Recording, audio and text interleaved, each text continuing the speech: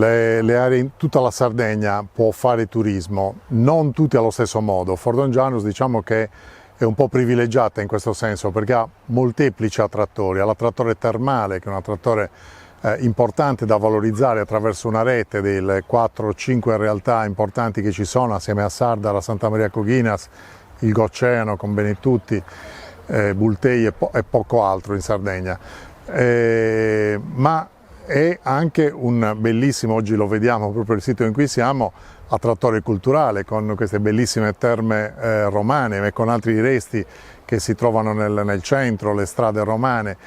Insomma, ha caratteristiche importanti. Stamattina abbiamo anche celebrato il centenario della diga sul lago Modeo, anche quello di per sé merita una visita, il paesaggio è bellissimo. Ora, legare a questi attrattori, di per sé attrattori autonomi, di autonomi flussi, a volte nicchie,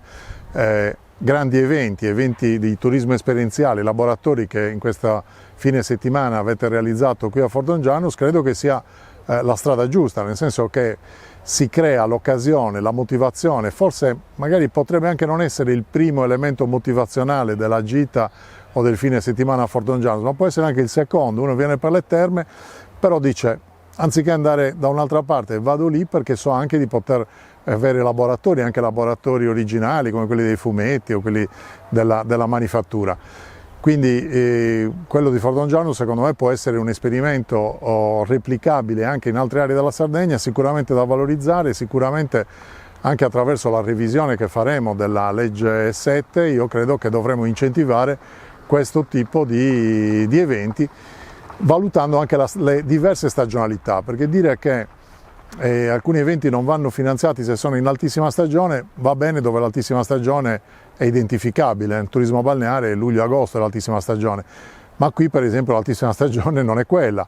O a Cagliari per esempio, che vive molto di business e di turismo congressuale, la bassa stagione arriva ogni fine settimana, quindi c'è da fare un discorso attento esaminando flussi, dati e anche in maniera che possa essere anche predittiva, tanto da capire quale sarà l'andamento, quali sono gli eventi che possono consentire di portare flussi all'interno e godere delle bellezze e delle attrattori così importanti come quelli che ha una realtà come Fordongianus. Il turismo è strettamente legato ai trasporti e credo che in una revisione della legge numero 1, quella che organizza gli assessorati, andrà creata una sinergia forte, se non un unico assessorato. È vero che i trasporti si occupano anche della mobilità dei sardi e non solo quella dei turisti, ma è evidente che ci deve essere una strettissima sinergia. Ora, la Sardegna ha elementi per poter incidere anche nel turismo scolastico, delle gite scolastiche. Purtroppo rimaniamo ai margini, pur avendo che so io, le terze medie o le terze liceo, che quando studiano il Risorgimento non possono andare a visitare il museo di Garibaldi, la casa museo, la tomba, insomma, del principale eroe italiano. Tra l'altro la Maddalena, per una casualità, ha avuto anche altri eroi nazionali come Lord Nelson, che è il principale eroe nazionale dell'Inghilterra, o Napoleone, che la prima sconfitta l'ha avuta proprio in quell'arcipelago. Quindi abbiamo le condizioni per poter attrarre turismo scolastico e culturale in Sardegna. Ho citato la Maddalena, ma tutta la Sardegna potrebbe essere una destinazione, con la barriera e il limite del costo dei trasporti. È evidente che se le Baleari spendono 10 volte quello che spendiamo noi per abbattere i costi, non possiamo pensare che la Sardegna con 30 euro a persona, a cittadino, possa affrontare un tema così grosso. Come risolverlo? Non ci sono ricette. Serve sicuramente un impegno da parte dello Stato, ma serve secondo me ancora di più un impegno da parte dell'Unione Europea. Martedì prossimo presenteremo in Consiglio regionale la proposta di legge numero 1, che è quella per la creazione della macro regione della Mediterraneo occidentale a trazione insulare, dove le problematiche delle isole, che sono essenzialmente quella della mobilità, ma anche quella dell'identità culturale, quindi la salvaguardia della propria lingua, per esempio il bilinguismo, ma anche quella della fiscalità di vantaggio, che in qualche maniera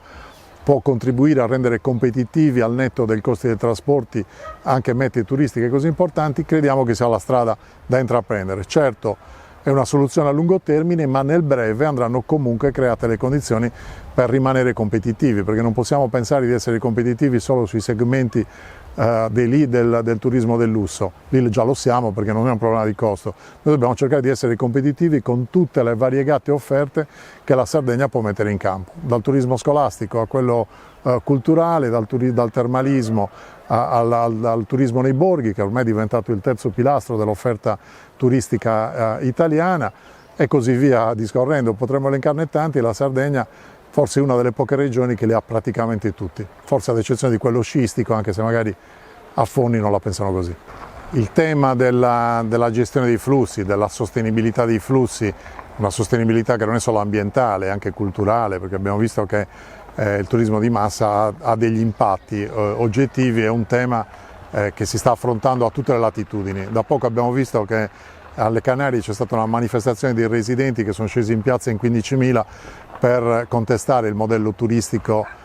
delle grandi masse, del turismo chiassoso, rumoroso e anche neppure troppo spendente, nel senso che è quello delle case in affitto dove la competizione avviene sul prezzo. Ecco, io credo che